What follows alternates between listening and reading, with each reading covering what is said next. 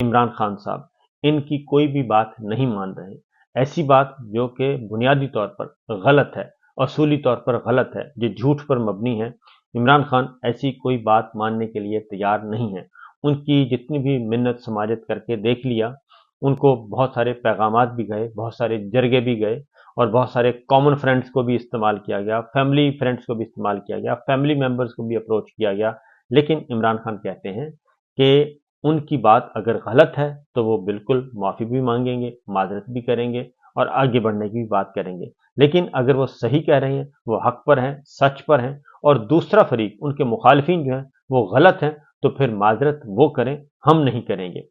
पिछले दिनों एक संजीदा, बहुत ही संजीदा नौयत की कोशिश की गई, लेकिन बहुत ही बेहुदा तरीके से कोशिश की गई और वो कोशिश नाकाम हो गई।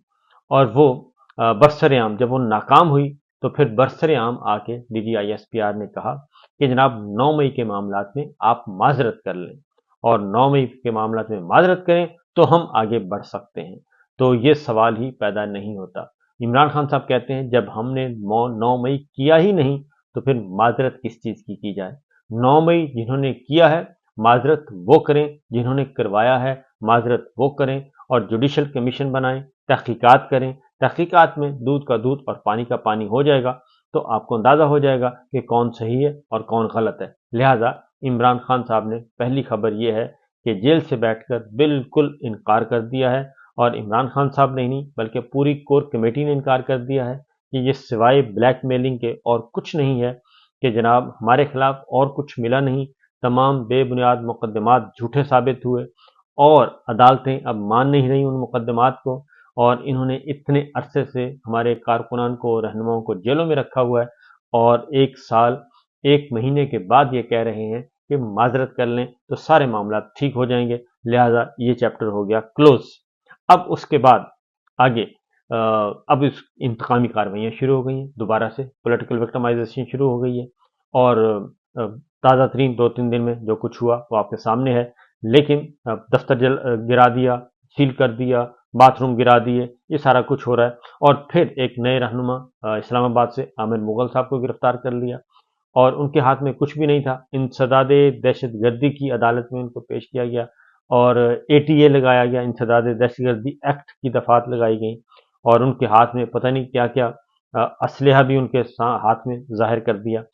जबकि दूसरी जानिब रऊफ़ हसन साहब के मुकदमा जो है वो उनकी मर्जी के मुताबिक दर्ज नहीं हो रहा। शहीद अरशद शरीफ के कत्ल की तहकीकात आगे नहीं बढ़ रही और इमरान खान साहब को के जो मुल्ज़मान थे कातिलाना हमला जो किया था, उनके जो मुल्ज़मान थे उनको बरी कर दिया और ना ही उनकी FIR दर्ज हुई। तो इस साइड पे कोई FIR दर्ज नहीं हो रही, दूसरी साइड पे झूठे मुकदमात दर्ज हो रहे हैं। लिहाजा इमरान खान साहब कहते हैं कि जनाब आप अपना काम करें, हम अपना काम करेंगे और हम अच्छे वक्त का इंतज़ार करेंगे और फल ये ज़रूर पक चुका है और ये ज़रूर आएगा और हमारी झोली में आके गिरेगा और फिर हम देखेंगे कि इसको कौन उठाता है। सूरत हाल ये है कि पाकिस्तान तहरीक इंसाफ से अक़वाम मुत्तहिदा के जो आए थे इंतखाबी ऑब्ज़र्वर्स ग्रुप की मुलाकात हुई थी और उसमें हुआ ये है कि यूएन डेलीगेशन ने कुछ पाकिस्तान तहरीक इंसाफ ने उनको काफ़ी कुछ डोजियर्स दिए हैं, यानी कि सबूत दिए हैं यूएन के वफद को और उसमें प्री इलेक्शन धांधली जो करवाई गई, फिर इलेक्शन पे धांधली करवाई गई, फिर पोस्ट इलेक्शन धांधली करवाई गई, फिर नताइज कैसे चोरी किए गए, उस बारे में काफ़ी कुछ दिया गया है और डॉक्यूमेंट्स दिए गए हैं, एविडेंस दिए गए हैं, बहुत सारे सबूत दिए गए हैं और PTI वर्कर्स उम्मीदवारों के साथ, पुलिस के साथ जो रवैया है वो तफसीलात दी गई हैं, सारी की सारी। जितने कैदी इस वक्त गिरफ्तार हैं, सियासी कैदियों की तफसीलात दी गई। डॉक्टर यास्मीन राशिद है, उनमें आलिया हमजा हैं, सनम जावेद हैं, खदीजा शाह हैं और इन सबको उनकी सारी की तफसीलात दी गई है जी क्या ये कुछ हुआ है। और PTI इलेक्शन से आउट करने के मामला से भी यूएन को वफद को आगाह दिया। फिर सुप्रीम कोर्ट का जो फैसला बल्ले का निशान, फिर आइन क्या कहता है, कानून क्या कहता है, उस पर आइनी माहिरीन, कानूनी माहिरीन और मीडिया ने उस पर कैसे रिएक्ट किया, वो सारे के सारे एक डोजियर बना के सबूत के तौर पर दिया है। PTI ने इंतखाबी नताइज में रद्दबदल से तहरीर तौर पर भी उनको आगाह किया, इंसानी हकूक़ की मुबैना खिलाफ वर्जियों के बारे में बताया, सियासी आज़ादियों पर जो कदगने हैं उनके बारे में बताया और PTI ने सियासी कैदियों बिलखसूस ख़वातीन कैदियों के केसेस के बारे में आगाह किया اور بیرسٹر گوہر نے اور رؤف حسن صاحب نے اور دیگر رہنماؤں نے UN وفد سے ملاقات میں یہ ساری باتیں ان کو بتائی گئیں، اور یہ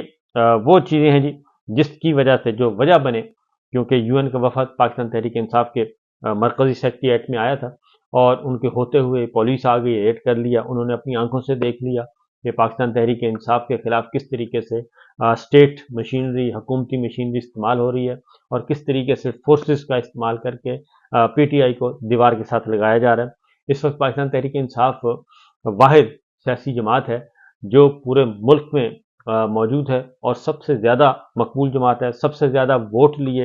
اور اس کے تمام دفاتر اس وقت سیل ہیں۔ پاکستان تحریک انصاف کے تمام دفاتر سیل کر دیے گئے ہیں۔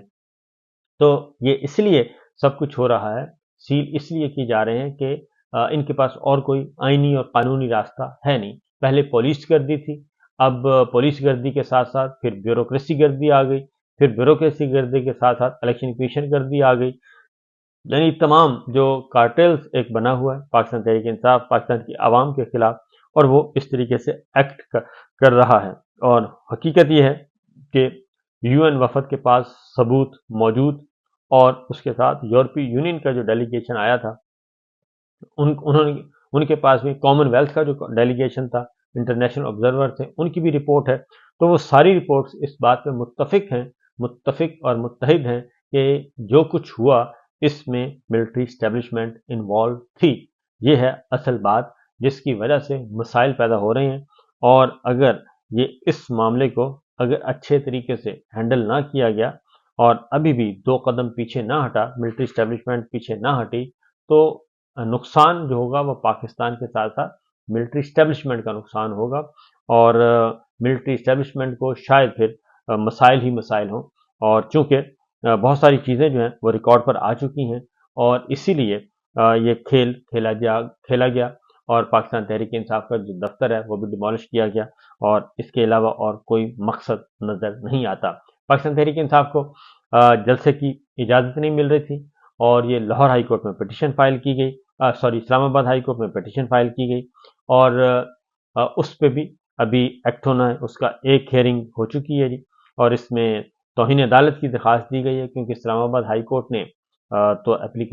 کہا تھا کہ ان کو اجازت دیں، لیکن نہیں دی، تو اب توہین عدالت کی درخواست دائر کی ہے، اور منگل کو جواب طلب کیا ہے۔ پیمرا کی جانب سے پابندی کے باعث سماعت کی مکمل رپورٹنگ نہیں کی گئی، یہ بھی موجود ہے جی۔ اور کیونکہ